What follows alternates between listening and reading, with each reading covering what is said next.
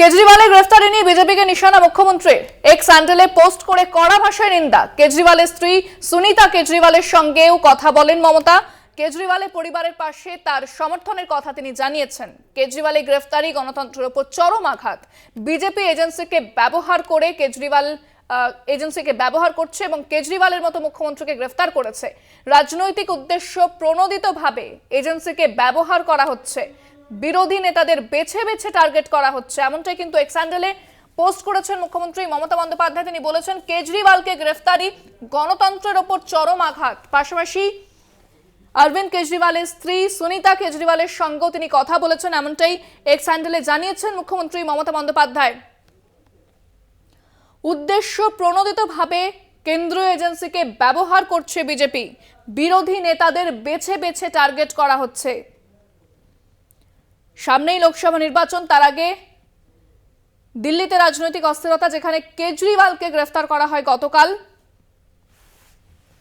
আবগারি দুর্নীতি কাণ্ডে গ্রেফতার করা হয় অরবিন্দ কেজরিওয়ালকে। এর আগে বহুবার তাকে তলব করা হয়েছিল ইডির পক্ষ থেকে, যদিও সেই তলব তিনি এড়িয়ে যান। তারপর গতকাল তাকে গ্রেফতার করা হয়েছে। আমরা জানি যে দিল্লি জুড়ে যেভাবে প্রতিবাদ শুরু হয়েছে, পাশাপাশি সেই প্রতিবাদের আজ কলকাতাতেও এসে পড়েছে।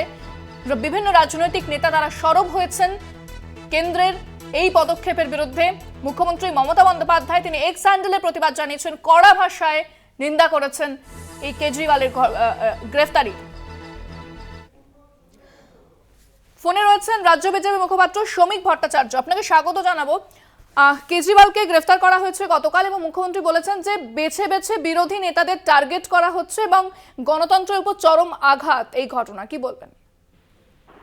আসলে সমস্ত বিরোধী বলতে যাদের এখন দেখা যাচ্ছে একই মঞ্চে, তারা দুর্নীতির থেকে বাঁচতে চায় বা তারা দুর্নীতি করার একটা আইনগত স্বীকৃতি চায়। মমতা বন্দ্যোপাধ্যায়কে তাহলে একটা নতুন কোর্ট তৈরি করতে হবে, যে কোর্ট সুপ্রিম কোর্টের ঊর্ধ্বে। কেজরিওয়ালের এই মামলায় সুপ্রিম কোর্টের বক্তব্য হচ্ছে 338 কোটি টাকার একটা মানি ট্রেল হয়েছে। যে কংগ্রেস প্রকাশ্যে বিবৃতি দিয়ে বলেছে 100 কোটি টাকা অন্তত এখান থেকে দুর্নীতি করেছে কেজরিওয়াল, এবং এই টাকা নিয়ে, এটা কংগ্রেসের প্রেস কনফারেন্স, এই টাকা নিয়ে গোয়ায় নির্বাচনে প্রতিদ্বন্দ্বিতা করেছে কেজরিওয়াল। সেই কংগ্রেসের নেতা আজকে বলছেন যে এটা পলিটিক্যাল ভেন্ডেটা। আর যে কেজরিওয়াল 2013 সালে মানুষের সামনে দাঁড়িয়ে বলেছিলেন যে কাদের গ্রেপ্তার করতে হবে, সেই তালিকায় ছিলেন ডক্টর মনমোহন সিং, প্রণব মুখোপাধ্যায়, রবার্ট ভাড্রা, সোনিয়া গান্ধী, সেই তালিকায় ছিলেন লালু প্রসাদ যাদব। আজকে তিনি তার জন্য কংগ্রেস ময়দানে নেমে পড়েছে।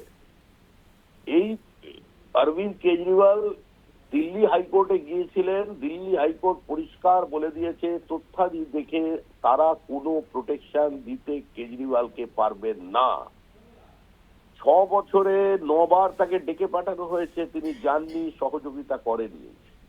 যে মামলায় তার 2-3 তার ঘনিষ্ঠ এই মুহূর্তে জেলবন্দি, যে কবিতাকে গ্রেপ্তার করবার পরে ইডি তার রিপোর্টে দেখিয়েছে যে 100 কোটি টাকার কিকব্যাক তার কাছে পৌঁছেছে। বেশ বেশ, অনেক ধন্যবাদ শ্রমিক বাবু। কথা বললাম রাজ্য বিজেপি মুখপাত্র শ্রমিক ভট্টাচার্যের সঙ্গে।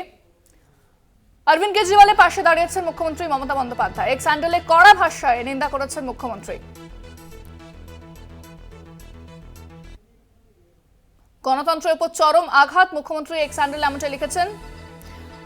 আমাদের সঙ্গে এই মুহূর্তে ফোনে রয়েছেন তৃণমূল মুখপাত্র শান্তনু সেন। আপনাকে স্বাগত জানাবো। আমরা কিছুক্ষণ আগে কথা বললাম শ্রমিক ভট্টাচার্যের সঙ্গে। তিনি বলছেন যে সমস্ত দুর্নীতিগ্রস্ত দল এক জায়গায় হয়েছে এবং একে অপরকে সমর্থন করছে, কি বলবেন এই বিষয়ে? কারা এই কথা বলছে? যারা নিজেরা আপাতমস্তক দুর্নীতিতে ডুবে রয়েছে, যারা পুরো ভারতবর্ষটাকে বিক্রি করে দিচ্ছে ইলেকটোরাল বন্ডের মধ্যে দিয়ে। তাদের সব থেকে বড় scam Modi Adani $120 billion scam. আমরা দেখতে পাচ্ছি ইডি সিবিআই কে কাজে লাগিয়ে হাজার হাজার কোটি টাকা তারা তোলাবাজি করছে, দেশের সম্পত্তি তারা বিক্রি করে দিচ্ছে। নীরব মোদী, ললিত মোদী, মেহুল চোস্কির, বিজয় মালিয়ার মতো নরেন্দ্র মোদীর বন্ধুরা হাজার হাজার কোটি টাকা চুরি করে দেশ থেকে পালিয়ে যাচ্ছে। ক্যাগ রিপোর্টে যাদের বিভিন্ন দুর্নীতির কর্মকাণ্ড দেশের মানুষের সামনে আসছে, পিএম কেয়ার ফান্ড থেকে শুরু করে ভারতমালা প্রজেক্ট থেকে শুরু করে আয়ুষ্মান ভারতের দুর্নীতি সামনে আসছে, তাদের মুখে এই ধরনের কথাগুলো শুনলে চড়ুই পাখিতেও হাসে। বেশ, ধন্যবাদ। আমরা কথা বললাম তৃণমূল মুখপাত্র শান্তনু সেনের সঙ্গে।